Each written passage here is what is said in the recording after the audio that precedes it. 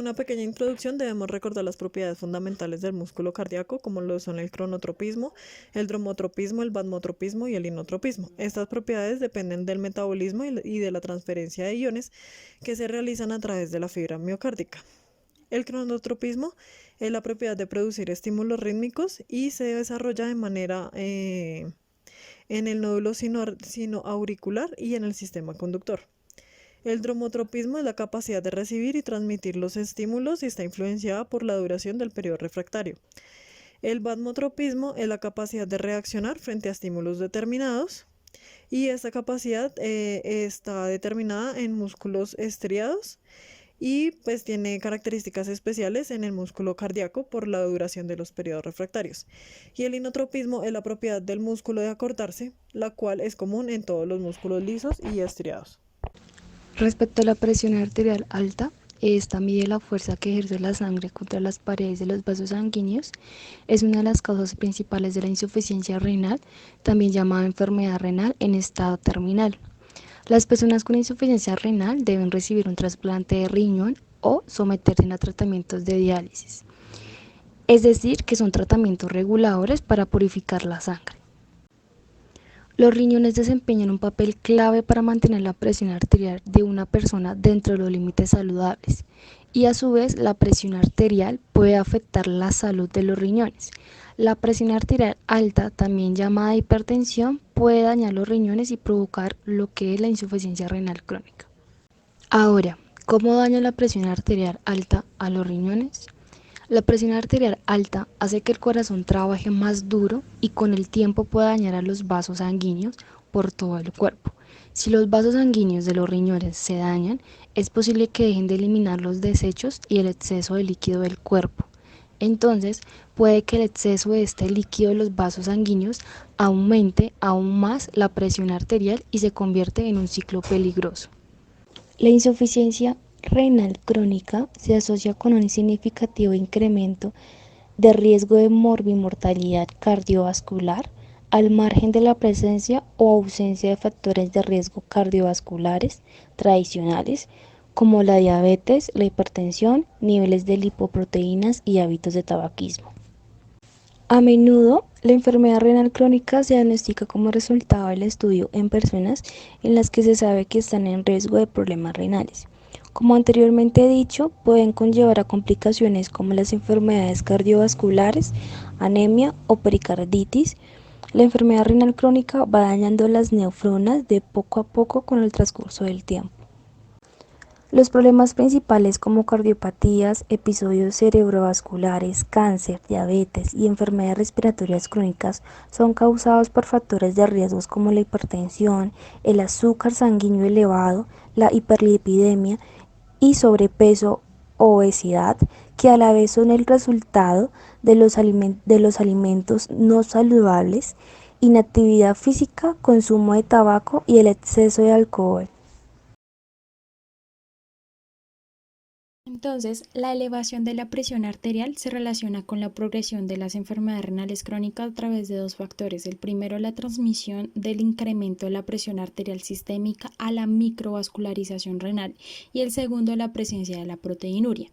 En el riñón sano existe un proceso de autorregulación que mantiene constante el flujo de sangre y la presión capilar intraglomerular, a pesar de las fluctuaciones de la presión arterial media entre 80 y 160 milímetros de mercurio, siendo este mecanismo de autorregulación del flujo y la presión hidrostática glomerular constituyen un elemento importante en la protección glomerular.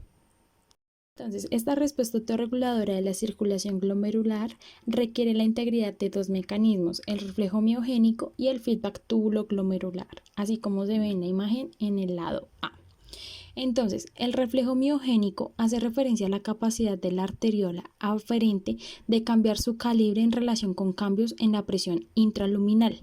Este reflejo está relacionado con la despolarización de la membrana y el incremento del flujo cálcico intracelular a través de canales de calcio tipo L en respuesta a la elevación de la presión transmural. La contracción de esta arteriola en respuestas a un incremento de la presión sistémica proporciona la respuesta más inmediata para proteger al glomérulo, evitando el incremento de la presión intraglomerular. así tal cual como se ve en la imagen al lado B.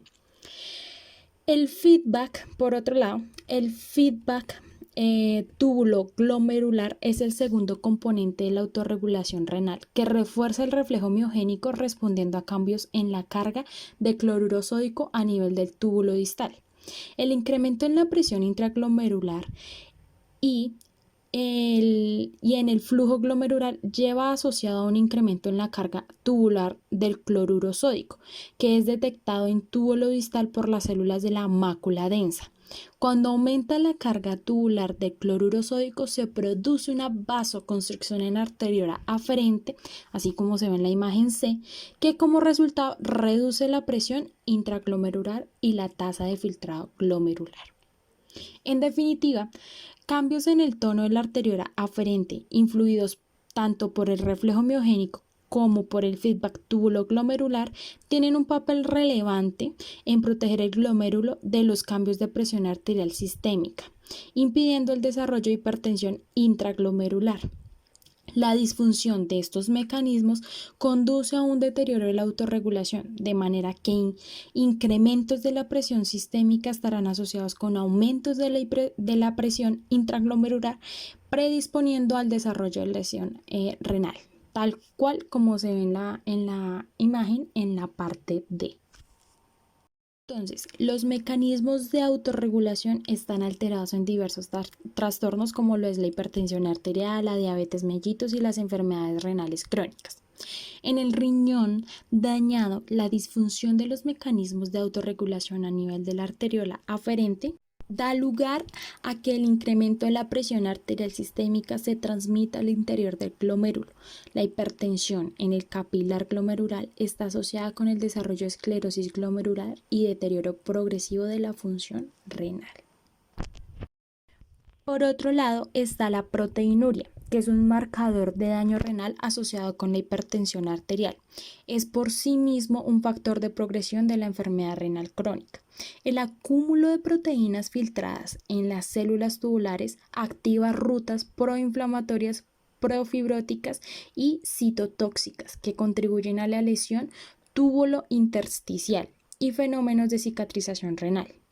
Así pues, la hipertensión arterial favorece la progresión de las enfermedades renales crónicas mediante el empeoramiento de la función renal y el aumento de la proteinuria. La proteinuria a su vez favorece el daño renal, así como se ve en la imagen. Cuando se presenta una alteración cardiorrenal, vemos que se genera la activación de algunos sistemas. En este caso vamos a hablar de la activación neurohumoral. Esta se genera por alteraciones hemodinámicas que llevan a la producción y liberación de moléculas biológicamente activas como la angiotensina 2, la aldosterona, la norepinefrina, la endotelina y otras citoquinas. Cuando se genera la aparición de una disfunción ventricular cardíaca, hay una activación de los sistemas de respuesta con liberación de mediadores, lo que busca es mantener el equilibrio cardiovascular por medio de la retención de sodio y agua, vasoconstricción periférica y crecimiento celular, y esto busca sostener la presión arterial y la función de bomba corazón.